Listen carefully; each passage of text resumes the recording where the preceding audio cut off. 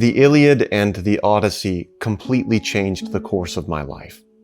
When I first read these books, I was a 20-year-old English major, so I was mainly over here in English and American literature. The story of Odysseus coming home and fighting the suitors is a bit different than Jane Austen. The tale of Achilles going on the warpath at the Iliad's end is, it's a pretty far cry from, say, Henry James. These two epics from about 700 or 600 BCE made my whole world expand when I read them. Now that I'm older and I'm more experienced with ancient literature, these two stories feel more extraordinary than they ever have. So let's go through 6 reasons why, after more than 2,500 years, the Homeric epics still work. Number 6, the scale. The Homeric epics have a spellbinding scale. As soon as you turn to page 1 in either book, the curtains part to reveal an enormous stage. There are hundreds of characters and past relationships, factions and factions within factions, and within both gods and humans, there are hierarchies, but the hierarchies have tensions within them. And the astounding thing is that, as daunting as all that sounds, in both the Iliad and the Odyssey, it's pretty easy to jump right in. Quote, "Rage, goddess, sing the rage of Peleus' son Achilles," says the opening line of this translation of the Iliad. And you know that although it's a big brick of a story, it's going to be about the red-hot fury of Achilles. And this translation of the Odyssey starts with, quote, "Tell me about a complicated man." And you know that with all the many twists and turns and settings, it's going to center on a smart, slippery hero. That's the hook. To return to the general issue of scale, these two epics are sweeping and cinematic, panning the camera between gods and humans and friends and enemies. The result is a gigantic, operatic world of lore, and the closer you look, the more of it you notice. Even minor characters and settings mentioned only for a moment have hidden histories. Number 5, the uniqueness. I've been podcasting on ancient literature for 10 years now. At the current moment, literature and history has gone from about 2500 BCE up to 800 CE. And I can tell you that to our knowledge, when the Iliad and Odyssey were set down in writing in roughly the 600s BCE, they were vastly longer, more consistent, and more narratively sophisticated than anything else that has made it down to us from that period. This includes Sumerian and Akkadian literature.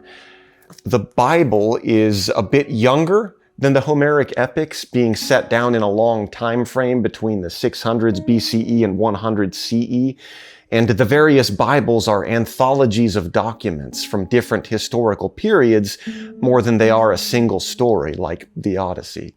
These two poems, by contrast, are the great white sharks of literature, giant, ancient, and ageless through the centuries. To me, they are one of the few things in literary history that seem to me like meteors. Each poem is staggeringly more advanced than anything else that we know of that was going on in the 600s BCE, so much so that they almost seem like they came from somewhere else. Number 4, the impact. Needless to say, the scope and uniqueness of the Iliad and Odyssey led to them having a colossal downstream influence. A couple of centuries after these were first set down, when Plato was in diapers, these poems were the universal favorites of ancient Greece, inspiring generation after generation of on-stage adaptations that we're also still reading today. Later Greeks and then Romans devoured these, and in the Anglophone world, Renaissance and early modern writers back there like old Shakespeare devoured the Latin grandchildren of Homer, like Virgil and Ovid and Seneca. These books are an indelible part of our history. They haven't quite proved so influential as this big slab of the Abrahamic tradition, but in literary history, they're a damn good candidate for second place. Number 3, the worldview. Let me quote this translation of the Iliad. Like the generations of leaves, the lives of mortal men. Now the wind scatters the old leaves across the earth. Now the living timber bursts with the new buds, and spring comes round again. And so with men, as one generation comes to life, another dies away. This is the Homeric worldview in brief. We are frail, doomed, transient beings, but within our frailty there is a breathtaking beauty. These epics were written in the ancient Mediterranean by a polytheistic society. In the Homeric epics, there is no kindly God up above, keeping an eye on who's been naughty and who's been nice. There are moral rules, but there are no good and evil such as we know them today. The gods are supersized embodiments of various natural and human forces, the sea, storms, war, love, and so on. The Homeric epics show the world in which we live as raw and ruthless on the one hand, and gorgeous and surging with motion on the other hand. The archaic Greeks, more than we do today, because to our knowledge they didn't have a codified vision of anything like heaven and hell, took life straight, with no chaser. As a result, the poetry that they left behind depicts human existence on earth as something merciless and exquisite all at once, and it finds no contradiction in that duality. Number 2, the characters.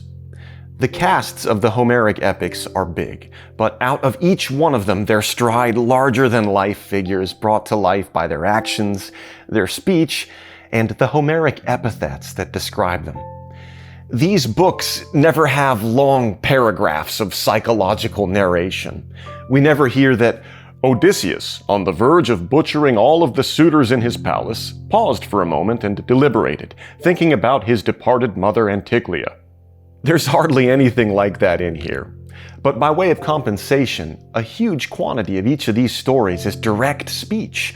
And so like in a play, you hear who someone is by the words that they say. And you learn about who Homeric characters are by what they do, because aside from speech, the motors that run these stories turn on action. Characters moving, fighting, foraging, swimming, flourishing, and failing. The Homeric characters also get brief, punchy epithets like much-turning Odysseus, swift-footed Achilles, cloud-gathering Zeus, bright-eyed Athena, because like us today, they needed crisp, descriptive phrases to describe who was on stage at any given moment. As a result, Homer's characters are like opals. There is a shimmering surface of action and speech that defines who they are, but there is also within each one a mysterious inner core that readers for thousands of years have only been able to guess at. Number 1, the language. I have written, recorded, and then rewritten and re-recorded 12 hours of podcast episodes on these. I've published a book on the Odyssey, and I never get tired of the language of these epics, even in translation. The Homeric epics were originally songs, and they likely came together over hundreds of years of performances, such that only the most dazzling lines survived. There are around 28,000 lines of poetry in these two stories together, and whether you're looking at an incidental description of a ship on a sea, or a climactic confrontation, or a Homeric simile that compares something to something else in a way that seems to dissolve space and time, the immortal poetry of these books should remind us of something very special about literature. That is that literature, unlike technology, reached apex levels of perfection thousands of years ago.